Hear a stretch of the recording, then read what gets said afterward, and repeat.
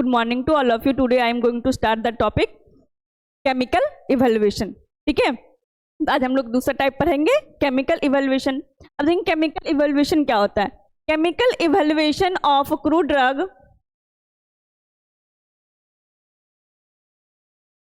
Chemical evaluation of crude drug involves the identification. ठीक है, तो हम लोग केमिकल इवेल्युएशन क्यों करते हैं, क्यों इवेल्युएट करते हैं, क्यों टेस्ट करते हैं केमिकल इवेल्युएशन का। पहला हो जाएगा आइडेंटिफिकेशन करने के लिए, आइडेंटिफाई करेंगे जो हमें क्लेम किया गया ये इसमें ये ड्रग है। ठीक है, मान लो किसी लीफ का है तो बोले इसमें ये चीज़ का लीफ है, लीफ पाउडर है मान दे दिया गया हमें, तो बोलेगा कि ये नीम का है तो बोला जाएगा नीम का ये पत्ते हैं, तो हमें कैसे पता चलेगा नीम का ही पत्ता है। ठीक है, सबसे पहले क्या करेंगे उसमें आइडेंटिफिकेशन करेंगे। एस्टिमेशन मतलब कैलकुलेशन, अब जितना अमाउंट का बोला कि उतना अमाउंट का उसमें केमिकल कांस्टेंट प्रेजेंट है या नहीं। ठीक है, एंड हो जाएगा determination of the active chemical constant, और उसमें केमिकल कांस्टेंट जो प्रेजेंट है उसका हम लोग क्या करेंगे डिटरमाइन करेंगे, सही में वो चीज़ दिया है कि नहीं। प्रेजेंट इन अ प्लांट और एनिमल ड्राइव ड्रग, जो भी नेचुरल से नेचर से हम लोग ड्रग को ऑब्टेन कर रहे हैं। ठीक है, या फिर वो हमें क्या एनिमल सोर्स से या फिर प्लांट सोर्स से, मेराइन से, मिनरल से। ठीक है, जितना भी ड्रग नेचर से ऑब्टेन कर रहे हैं, ठीक है, वो कहाँ पढ़ते हैं, फार्माकोग्नोसी में पढ़ती है, मैंने फर्स्ट क्लास में बताया था। और जो जितना भी नेचुरल ड्रग रहेगा, ठीक है, उसका हम लोग क्या करते हैं इवेल्युएशन करते हैं। डिफरेंट टाइप का इवेल्युएशन होता है, टेस्टिंग होता है। ठीक, बेसिकली हम किस लिए करते हैं, उसमें कुछ मिलावट तो नहीं किया गया, अडल्ट्रेशन के लिए ही करते हैं हम लोग। ठीक है, तो हम लोग यदि केमिकल इवेल्युएशन के बेसिस पे करते हैं, हम सबसे पहले देखेंगे आइडेंटिफाई करेंगे ड्रग को एंड एस्टिमेशन करेंगे। दूसरा है हमारा डिटर्मिनेशन करेंगे, डिटरमाइन करेंगे किसका एक्टिव केमिकल कांस्टेंट का, जो भी एक्टिव केमिकल कांस्टेंट में प्रेजेंट है एग्जैक्ट में उसमें वो चीज़ प्रेजेंट है या नहीं जो जिसकी हमें नीड है। ठीक है, उसका पता लगाने के लिए हम लोग क्या करते हैं केमिकल इवेल्युएशंस करते हैं। जैसे इससे पहले हमने पढ़ा था मॉर्फोलॉजिकल वाले पे, ऑर्गेनोलेप्टिक पे, मतलब देख के और सूंघ के हम पता कर सकते हैं। वो क्या था, इजीली हम लोग देख सुन के सूंघ के हम लोग पता कर सकते थे, लेकिन यहाँ पे यदि हमें उसका पाउडर दे दिया जाएगा, ठीक है, बोल दिया जाएगा ये केमिकल प्रेजेंट है, तब हम लोग कैसे करेंगे, तब हमें क्या एडवांस टेक्निक का यूज करना पड़ेगा। It help in assessing the quality, purity and potency of the drug through chemical test and analytical technique. अब ये क्या करता है, हेल्प केमिकल इवेल्युएशन में क्या हेल्प करता है, किसी भी ड्रग का यदि हमें पता करना, क्वालिटी पता करना रहेगा, प्यूरिटी पता करना रहेगा, पोटेंसी पता करना रहेगा, तो हम लोग किसके थ्रू करेंगे केमिकल टेस्ट करेंगे या फिर एनालिटिकल टेक्निक। एनालिटिकल टेक्निक भी केमिकल्स में ही आ जाएगा। ठीक है, जैसे हो गया HPLC, HPTLC, TLC, GC, ये आपने एनालिसिस में भी पढ़ा है। ठीक है, तो इस बेसिस पे हम लोग क्या instrument by the using of instrument, यदि किसी भी ड्रग का हम लोग इवेल्युएशंस करते हैं वो भी किस में आ जाएगा केमिकल इवेल्युएशंस में आ जाएगा, क्योंकि ये भी किसकी पार्ट है, केमिस्ट्री की पार्ट है।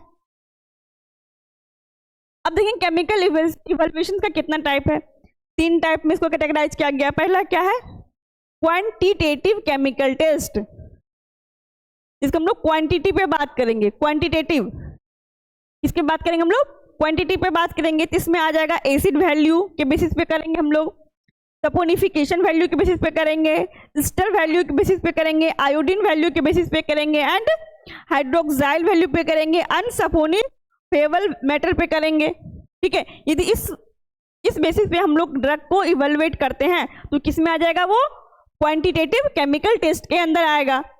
एंड यदि हम लोग क्वालिटेटिव की बात करेंगे, क्वालिटेटिव केमिकल टेस्ट जिसमें हम लोग क्वालिटी की बात करते हैं, फर्स्ट वाले में इसमें किसकी बात किया हमने क्वांटिटी की, इसमें किसकी बात किया हमने क्वालिटी की बात किया। क्वालिटेटिव केमिकल टेस्ट इसमें हो जाएगा Mayer's reagent, Hager's reagent, Wagner reagents, ये हमारा है ब्रॉन्ट रिएजेंट्स एंड सोल्कवस्की टेस्ट, गिनोडा टेस्ट, ये सब किस में आ जाएगा क्वालिटी, किस में आ जाएगा क्वालिटेटिव केमिकल टेस्ट में आ जाएगा।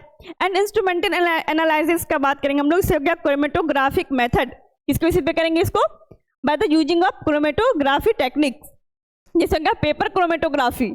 ठीक है, TLC for the thin layer chromatography, GC gas chromatography, HPLC high performance liquid chromatography and हो गया HPTLC high performance thin layer chromatography. ठीक है, अब उसके बाद हमारा है स्पेक्ट्रोस्कोपिक मेथड से भी हम लोग करते हैं। तो होगा UV, IR, mass spectroscopy and NMR। इस सब के बेसिस पे हम लोग क्या करते हैं, ड्रग को इवेलुएट करते हैं। ठीक है, तो हम लोग बारी बारी से एक एक करके पढ़ेंगे सारे को। पहला हमारा quantitative chemical test. Quantitative chemical analysis is to accurately determine the concentration, amount, percentage of one और more element in a test sample. इससे किसका पता लगाते हैं हम लोग, एक्यूरेटली डिटरमाइन किसका करते हैं, कंसंट्रेशन का। किसी भी ड्रग का कितना कंसंट्रेशन है, उसका कितना अमाउंट है, कितना परसेंटेज है। ठीक है, यदि एक ड्रग के साथ 2-4 उसमें मिला दी, मिक्स कर दिया गया, तो उसमें हमको पार्टिकुलर एक का पता करना रहेगा कि पार्टिकुलर ABC तीनों मिक्स है एक किसी भी जार में, तो हमें पता करना है कि ए का कंसंट्रेशन कितना है। ठीक है, एंड उसका परसेंटेज कितना, अमाउंट कितना, तो किस में चला जाएगा, क्वांटिटेटिव केमिकल टेस्ट में चला जाएगा। For example acid value. Acid value हम लोग किसका पता करते हैं, रेजिन एंड बाल्सम का करते हैं। सपोनिफिकेशन वैल्यू हो गया, बाल्सम्स के लिए होता है। Ester value balsam and volatiles oils के लिए किया जाता है। ठीक है, iodine value, hydroxyl value and saponifiable matter. अब हम लोग देखेंगे एक करके एसिड वैल्यू क्या होता है। एसिड वैल्यू हो जाएगा, इसके definition, the acid value is the number of milligram of potassium hydroxide. ठीक है, एसिड वैल्यू किसको बोलेंगे, the number of milligram of potassium hydroxide required to neutralise the free acid present in 1 gram of the substance. अब कोई हमारे पास 1 gram sample लिया, ठीक है, मान लो हमने किसका लिया, बाल्सम का ले लिया। अब इस 1 ग्राम बाल्सम को इसका जो है ना फ्री एसिड जितना इसमें प्रेजेंट रहेगा, ये सैंपल हमारा क्या है, सैंपल है। इस सैंपल में फ्री एसिड वैल्यू जितना पाया जाएगा, ठीक है, जो भी पाया जाएगा सैंपल में फ्री एसिड वैल्यू, उसको न्यूट्रलाइज करने के लिए हमें कितना मिलीग्राम KOH की जरूरत पड़ेगी, उसी को क्या बोलते हैं, एसिड वैल्यू। उसको क्या बोलेंगे, एसिड वैल्यू। अमाउंट ऑफ, इसमें क्या हो जाएगा, the acid value the number of milligram of potassium hydroxide required to neutralise the free acid present in 1 gram of the substance. किसी भी 1 ग्राम ऑफ सब्सटेंस में जो फ्री एसिड वैल्यू है, उसको न्यूट्रलाइज करने के लिए कितना मिलीग्राम KOH की जरूरत पड़ेगी हमें, वो क्या हो जाएगा, एसिड वैल्यू। फॉर एग्जाम्पल अगर रेजिन, बाल्सम और ऑयल में करते हैं हम लोग, it measure the amount of free fatty acid या फिर एसिडिक कंपोनेंट प्रेजेंट। और किसको मेजर करता है, ये फ्री एसिड को मेजर करता है, और या फिर एसिडिक कंपोनेंट कितना प्रेजेंट है सैंपल में, उसको मेजर करता है। ठीक है, किसके थ्रू करते हैं, एसिड वैल्यू को थ्रू करते हैं। इसका फॉर्मूला हो जाएगा acid value equals to 56.1 into N into V by W। अब वेयर N इक्वल्स हो जाएगा नॉर्मेलिटी ऑफ KOH सॉल्यूशन। ठीक है, KOH तो डायरेक्ट हम लोग पोटेशियम हाइड्रोक्साइड डायरेक्ट यूज करेंगे, 0.1 मोलर नॉर्मल कुछ तो लेंगे हम लोग। ठीक है, तो उसका वैल्यू लिखना, नॉर्मेलिटी यदि ले रहे हैं तो हम लोग, तो नॉर्मेलिटी ऑफ KOH सॉल्यूशन कितना का ले रहे हैं, and V for the volume of KOH use, कितना, यदि 1 ग्राम सब्सटेंस को न्यूट्रलाइज करना था, उसमें कितना फ्री एसिड प्रेजेंट है, तो हमने कितना ग्राम पोटेशियम हाइड्रोक्साइड को उसमें ऐड किया। ठीक है, उसका अमाउंट यूज करेंगे, यहाँ पे लिखेंगे V इक्वल्स टू में, V इक्वल्स को तो क्या हो जाएगा, volume of KOH used in ml में लेना है। ठीक है, कितना हमने KOH को यूज किया, जो फ्री एसिड प्रेजेंट था 1 ग्राम में किसी भी सब्सटेंस में, उसको न्यूट्रलाइज करने के लिए।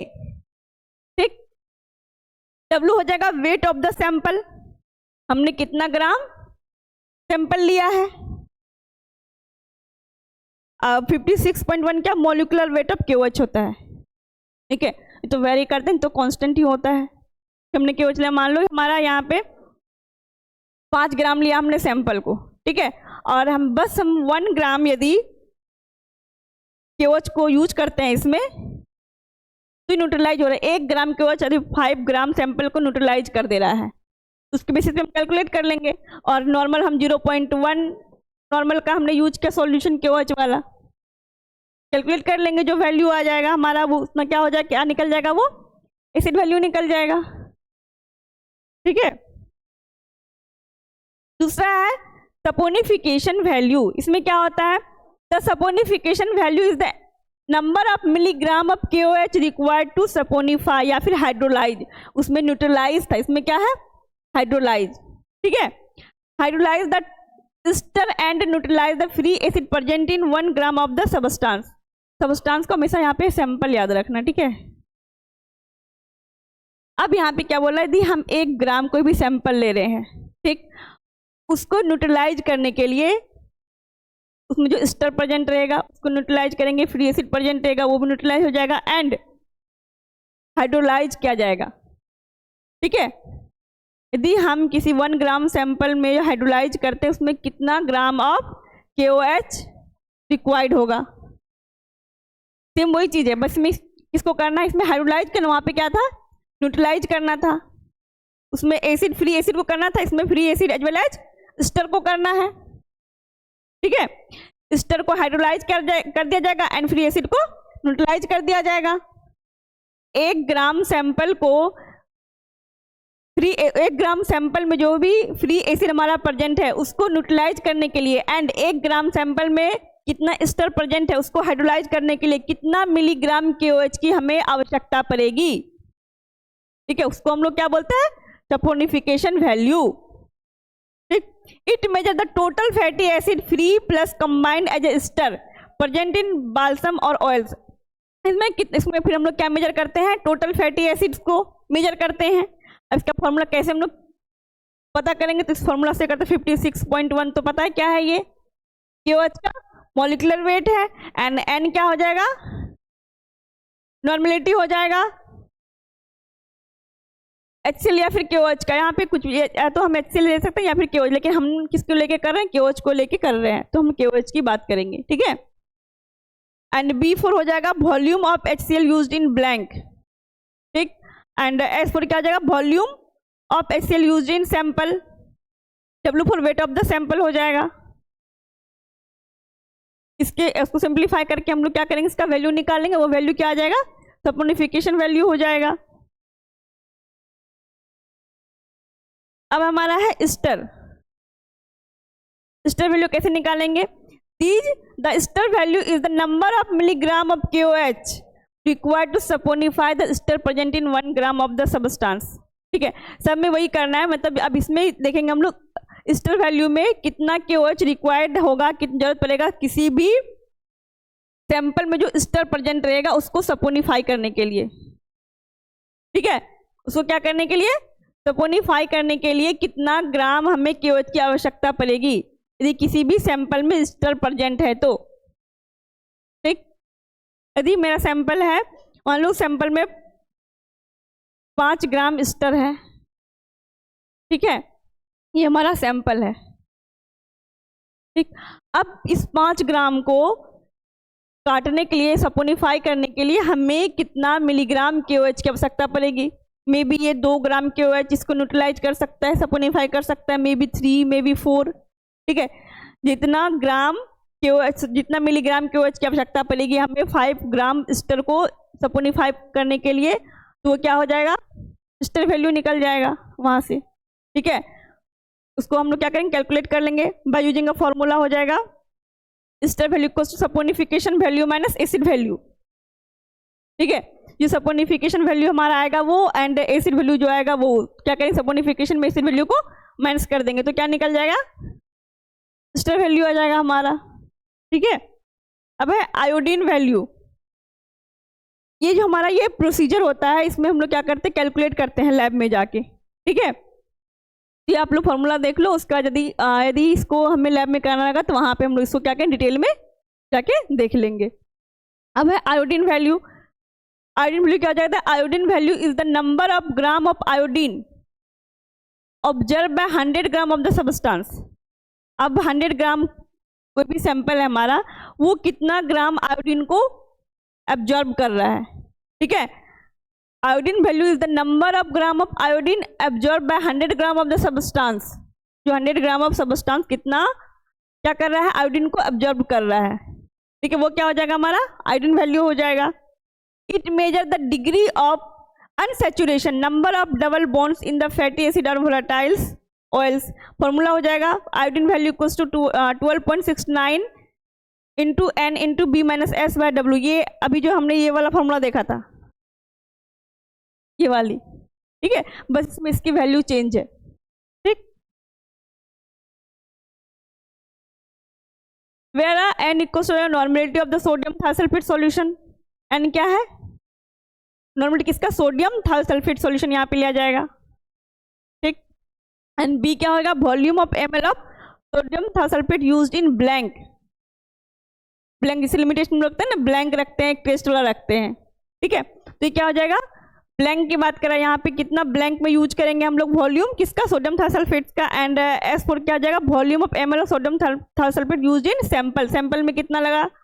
एंड डब्ल्यू क्या हो जाएगा? वेट ऑफ द सैंपल, कितना ग्राम हमने सैंपल लिया था, ठीक है। सारे का वैल्यू रख के इसको कैलकुलेट कर देंगे। अब है हाइड्रोक्साइल वैल्यू। हाइड्रोक्साइल वैल्यू कैसे निकालते हैं? The hydroxyl value is the number of milligram of KOH equivalent to the hydroxyl content of 1 gram of the substance. अब हाइड्रोक्साइल वैल्यू हो जाएगा कितना मिलीग्राम ऑफ KOH इक्विवेलेंट होगा to the hydroxyl content of 1 gram of the sample. 1 gram of samples को hydroxyl करने के लिए कितना मिलीग्राम KOH की आवश्यकता होगी, ठीक। It indicates the amount of hydroxyl. किसको इंडिकेट कर रहा है ये? Amount of hydroxyl, that means OH groups. Hydroxyl किसको बोलते हैं? OH ग्रुप को बोलते हैं, ठीक है। ये किसको इंडिकेट करेगा? OH ग्रुप को। It indicates the amount of hydroxyl OH group present in resin और बाल्सम। अब रेजिन और बाल्सम में कितना OH ग्रुप प्रेजेंट है ये इंडिकेट कर देगा यहाँ से। यदि हम हाइड्रोक्साइल को एक क्या बोलते हैं, हाइड्रोक्साइल इक्विवेलेंट करेंगे नंबर ऑफ मिलीग्राम से, KOH के मिलीग्राम से, तो हमें पता नहीं चल जाएगा कि कितना इक्विवेलेंट है। यदि 10 है, KOH हमें 10 लग रहा है उसको हाइड्रोक्साइल करने में बाल्सम के सैंपल्स को, दैट मीन्स कि उसके पास भी 10 हाइड्रोक्साइल ग्रुप प्रेजेंट है उसमें सैंपल्स में। फॉर्मूला हो जाएगा इसका हाइड्रोक्साइल वैल्यू का acid value after acetylation minus acid value before acetylation.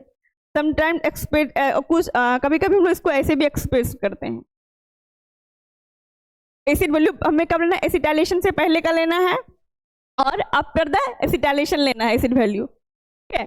पहले वाले में बाद वाले को माइनस कर देंगे तो हमें क्या निकल जाएगा? हाइड्रोक्साइल वैल्यू निकल जाएगा। ऐसे भी निकालते हैं। दूसरा तरीका हमारा ऐसे है, hydroxyl value equals to 56.1 into N, जिसे हम लोग सपोनिफिकेशन का निकाला था, ठीक है। 56.1 into N into B minus S by W, where B equals हो जाएगा volume of acid for the blank, B for the blank के लिए है, and S for the volume of acid for sample.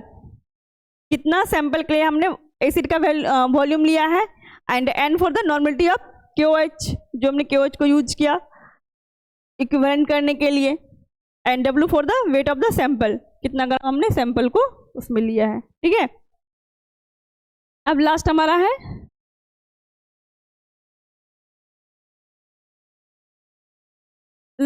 है अनसपोनिफेबल मैटर। ये क्या होता है? The unsaponifiable matter is the portion of a substance such as a fat, oil, resin, balsam that does not form a soap when treated with alkali and cannot be converted into glycerol or fatty acid। क्या होगा इसमें? अब इससे हम लोग पता लगाते हैं कि कितना पोर्शन इसमें प्रेजेंट है सपोनिफेबल मैटर का। दैट मीन्स कि झाग बनता है ना, जो फोम जो होता है, ठीक है। इसे हो गया fat, oil, resin, balsam that does not form shop. Shop form नहीं करेगा कब? जब इसको हम ट्रीट करेंगे किससे?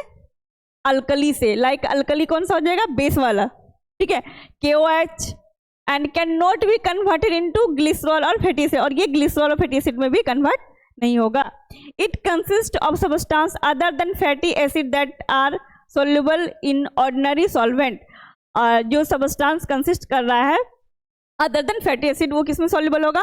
ऑर्डिनरी सॉल्वेंट में, लाइक ईथर, ठीक है। एक सॉल्वेंट है ना एक्वस सॉल्वेंट, एक्वस सॉल्वेंट को छोड़ के, ठीक है, ऑर्डिनरी सॉल्वेंट जो हम उसको देंगे उसमें ये क्या होगा? सोल्यूबल होगा, like ether, but insoluble in water. Aqueous में सोल्यूबल नहीं होगा, and do not react with alkali, और अल्कली से ये रिएक्ट भी नहीं करेगा। दीज इंक्लूड्स कौन कौन से? स्टेरॉल्स हो जाएगा, फॉर एग्जांपल कोलेस्ट्रॉल, और होगा फाइटोस्ट्रॉल, हाइड्रोकार्बन्स, फॉर एग्जांपल हो गया ये क्विलिन्स and pigments, higher alcohol, vitamin A, D, K, ठीक है, जो फैट सॉल्युबल होता है। ठीक, तो ये आपका खत्म हो गया। ये क्वांटिटेटिव, हम लोग नेक्स्ट क्लास में किसकी बात करेंगे? क्वालिटेटिव केमिकल टेस्ट की बात करेंगे। ठीक है, थैंक यू।